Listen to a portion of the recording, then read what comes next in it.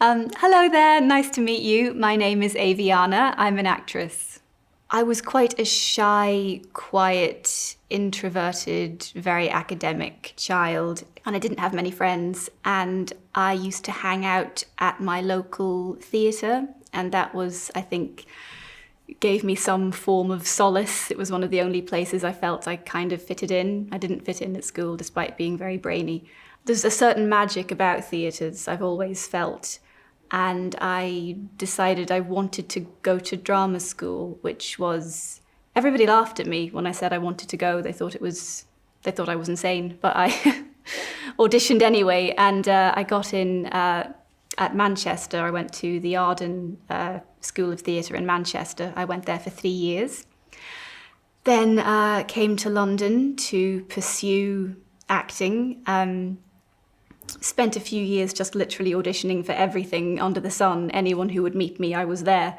I got my first job in a theatre tour playing Titania in A Midsummer Night's Dream. Literally driving around in the back of a van, jumping out to do the show and then jumping back in the van and driving off. But I learned my craft the hard way. Did a stint in Bristol at the Brassworks Theatre. Then sort of accidentally stumbled in front of a camera and managed to get a film. I always say that I think in my heart I'm a theatre actress who accidentally fell in front of a camera one day and sort of, oh, okay. and then it just kind of snowballed. I got a second film and a third film and a fourth film, and sort of before you know it, you're a screen actress and you think, oh God, how did I manage this?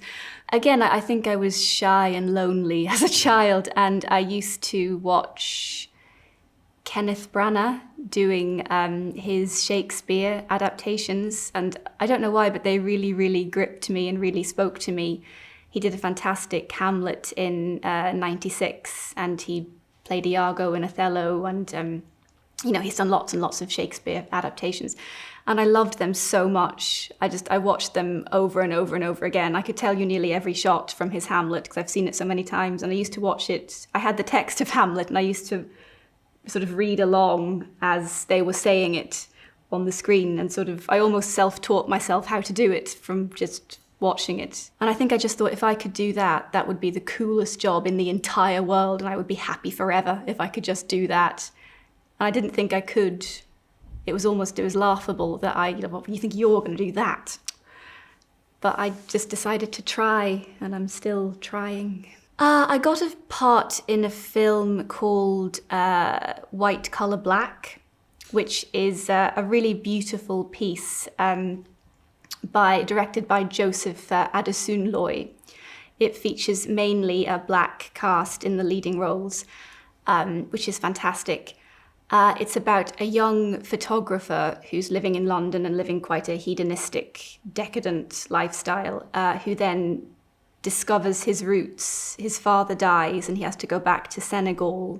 And it's just a very beautiful, slow-moving, really beautiful piece. The film has time to breathe, and you sort of slowly see him reconnecting with where he came from and the true meaning of life, I suppose. That's a slightly trite way of putting it, but real relationships rather than these very shallow relationships he's been pursuing in London. I had quite a small part in it. I was playing one of the women he went to bed with during his hedonistic years in London. But it was great to be on set and working with a director of Joseph's calibre. And the film did very well. I think it was shortlisted for a BIFA, a British Independent Film Award, and it got a cinema release last year. It was in the Curzon for a while, and I think it's on BFI Player now. So that was a lovely introduction to kind of art house film. And then after that, I went on to get sort of slightly more leading roles, I suppose. I would say that I'm not really interested in genre. Well, when I say not interested in genre, I mean the genre is not important to me. I'm interested in the quality of the writing. So I don't care if it's horror, if it's sci-fi, if it's a period drama. I just want it to be well written. And I also want to play strong women. And I know that's become a bit of a stereotype now. That's just something people say, strong women. But by that, I mean I don't like being a simpering love interest, and I've done that a few times in my career. I've been the woman who's kind of, you spend a lot of your time on screen looking at your husband with an expression of concern, and that's kind of all you do. And I'm kind of, and it's one thing that always bothered me about Shakespeare. I mean, I adore Shakespeare, but I do find that a lot of those heroines, the characters that are around my age, that I would find myself playing, Juliet, Helena in All's Well That Ends Well, Ophelia, even Rosalind, they all have the same motivation in that they do what they do because they're in love and they want to get married, and that's their motivation most of the time. The female characters, they set out on their quest because they're in love, and the denouement is them getting the ring on their finger and being happy. You know, I found, whereas the male characters, your Hamlets and your Othellos, yes, they're in love, but that's only one facet of their life. They're also concerned with their kingdom and their politics and the upcoming war with Fortinbras, and they're just allowed a wider sphere. So I would say that I like women who are not solely concerned with being in love. That can be part of your life, but it's not all of your life. Acting is an interpretative art, not a creative art. I'm given someone else's words and I must interpret them. So I'm not really creating. People say actors are creative, and I always think that's the wrong word. Actually, I'm interpreting. And sometimes it's a good thing, and sometimes it's a very bad limiting thing, because you're limited by the scope of the writing, which sometimes is great and a lot of the time isn't. And also by the vision of the director.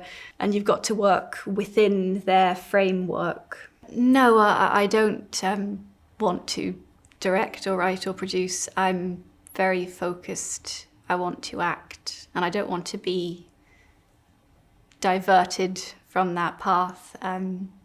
I think it's very easy to get diverted, to start writing something or producing something, and then a few years go by and you find, God, I haven't acted in 5 years, and I'm kind of determined not to be drawn away from it. Yes, so I'm in Howard Ford's latest epic, The Lockdown Hauntings, which we filmed during the lockdown to get around the, obviously nobody could leave their home. So Howard was driving around filming actors in their own homes. And literally it was a one-man crew. He did every job himself. He was the cameraman, the sound recordist.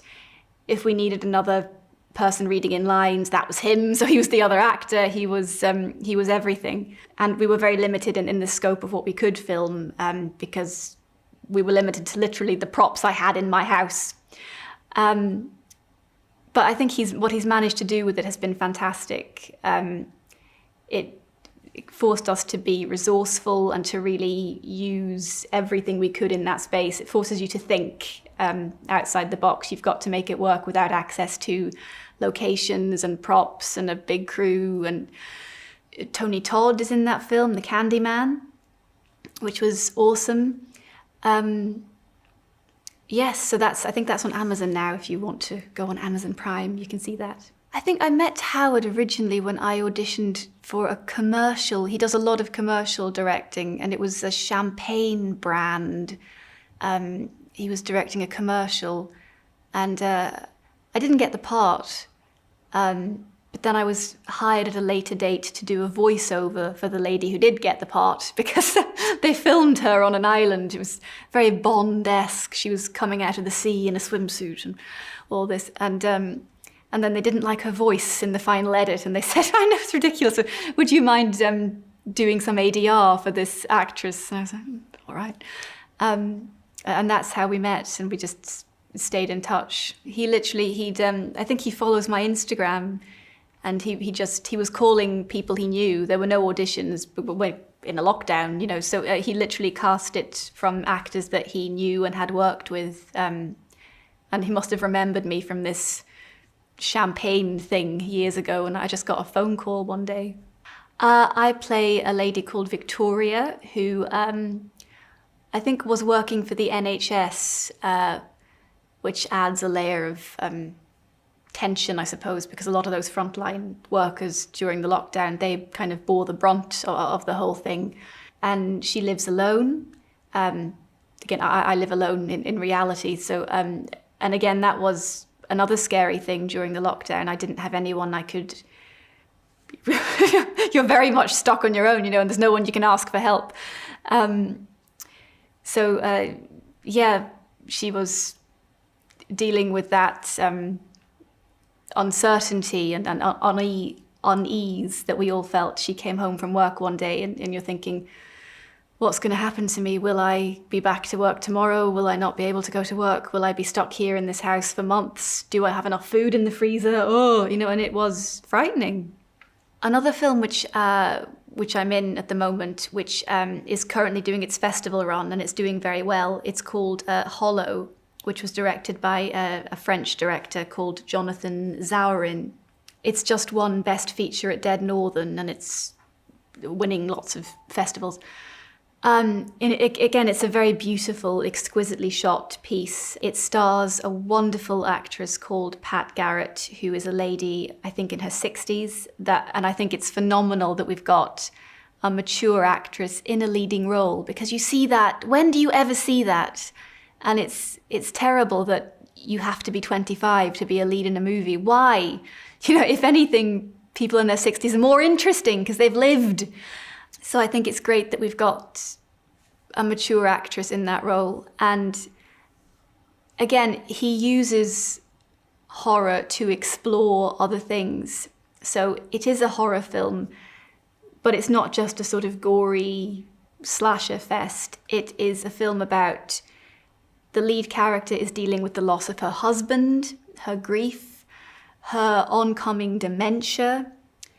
She's not sure whether she can trust her own perceptions anymore, which is a very frightening thing. And the effect of that dementia on her family around her, how they have to change to cope with this new situation. So he manages to weave a very interesting, multi-layered story.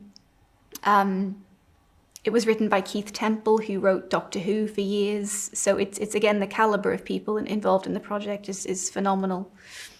I play a younger version of the lead character. So I play Pat when she was young, which is hilarious because Pat is 5'2" and I'm 5'10". So every time we had to film together, poor Pat was stood on a box, which is very difficult because it's quite restricting because you can't move if you're on a box. So we did a few scenes on a box and then Pat said, I can't be in a box anymore. And I said, okay.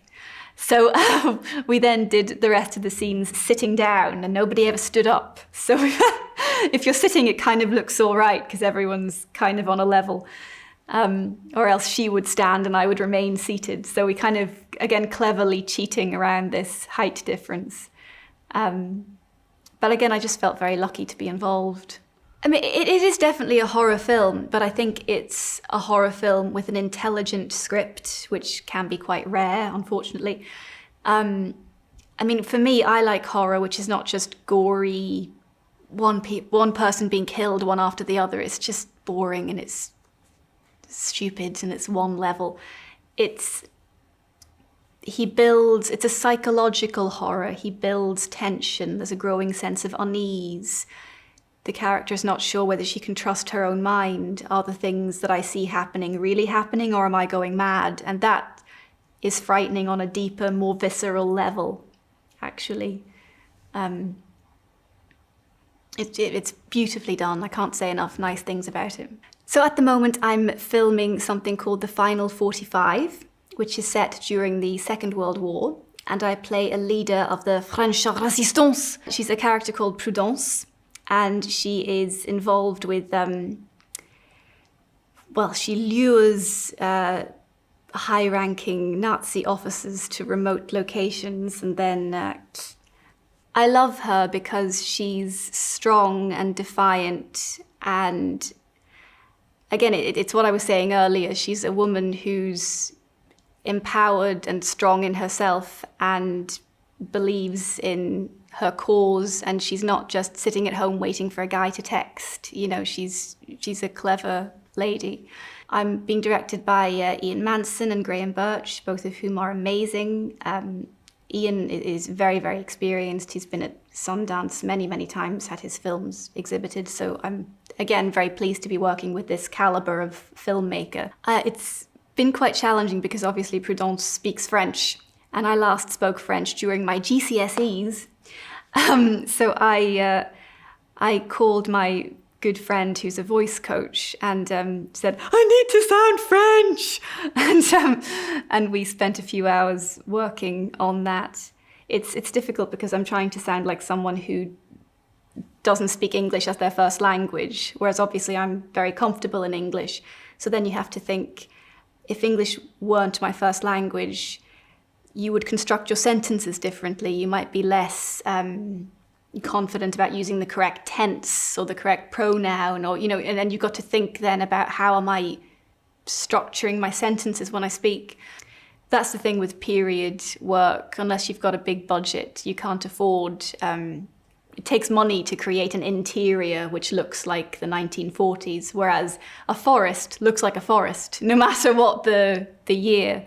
So you tend to see with low budget period work that people are always going for long walks outside, and they're always in a field or a forest because it's achievable, and it forces you to be creative and resourceful to make it work within the budget. One character which I really enjoyed playing was I played the churel, which is the Pakistani word for witch, in a film called Black Lake, directed by a lady called KXI.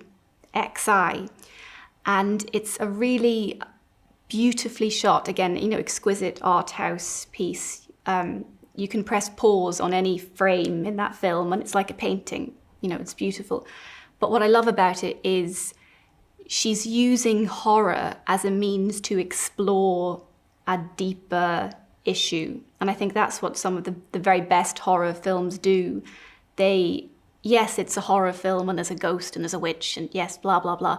But there's something deeper going on. So there's a legend or a myth in Pakistan that if a woman is raped or somehow badly wronged in life, she comes back as a churel to exact revenge.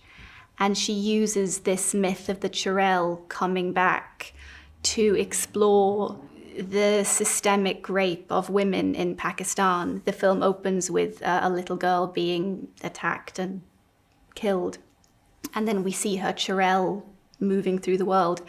And again, it's shot on a very low budget, but what she's managed to achieve with that piece is phenomenal. It won Best Cinematography at the Women in Film Awards in Atlanta, I think 2 years ago, and I wasn't surprised because it was just a beautiful piece of work.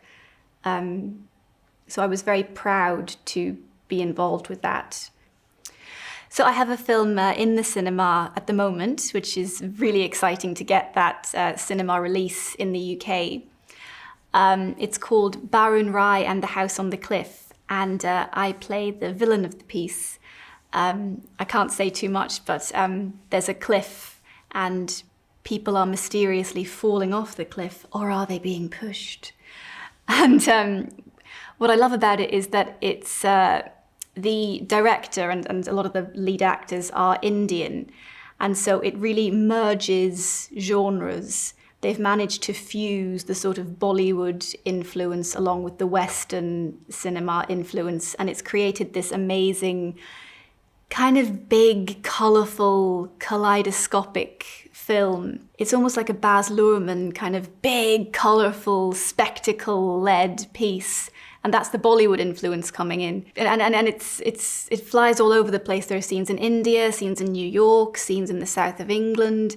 So it's not a small film. It's a bigger piece. British films tend to do intimate stuff quite well, kind of smaller domestic dramas, whereas the Bollywood influence is the kind of, I think, the size of it, the scope of it, the colour, the spectacle. Barun Rai is the paranormal detective who comes to investigate the ghost. So it's Baron Rai and the House on the Cliff. And I think it's going to become a franchise. So I think the next one will be Baron Rai and something else. He's very cool. He looks like Jeff Goldblum or something. He's very, very cool. I love that actor who plays him. He sort of strides in very cool with a raincoat and a cigarette and sort of looks for ghosts. Yes, so aside from being an actress, I'm also an equity rep. So I sit on Equity's screen committee, which covers literally any actor working on a screen anywhere in the UK, be that TV, film, even social media videos, like advertisements that go out on Facebook or YouTube or whatever. And my quest in life is to make equity more accessible for low-budget independent filmmakers. In the past, low-budget filmmakers have been hampered by the fact that they have had to pay the same rates as big studio productions. Equity defines a low-budget film as a film with a budget of less than £3 million. So if you're trying to make a film and you've got £100,000, you're subject to the same rules as someone with over 3 million, meaning you have to pay the same rates. And a lot of low-budget indie filmmakers, genuinely, they just can't afford it. And then they're kind of priced out of using equity agreements. And then you lose all the other good stuff. The working conditions, rehearsal time, having adequate insurance, dignity at work, meaning the treatment of women, ending sexual harassment of actresses, which can be a big problem. So I spearheaded this initiative. This is a special contract which I developed at Equity specifically for low-budget filmmakers. So this allows you to have all the good stuff, the working conditions and the adequate rehearsal time and health and safety standards, but it releases you from having to pay the same wages as the big studio productions. So you can use this and get your low-budget indie film made, pay the actors a budget which is in line with your budget, with what you can afford, and still get your film made. This is a way to get your film made on your low budget and still use equity. Equity are on your side, we're not against you, we're for you. So that's what I'm promoting at the moment. I'm standing to be the chair of West and South West London, our equity branch, next year. Wish me luck.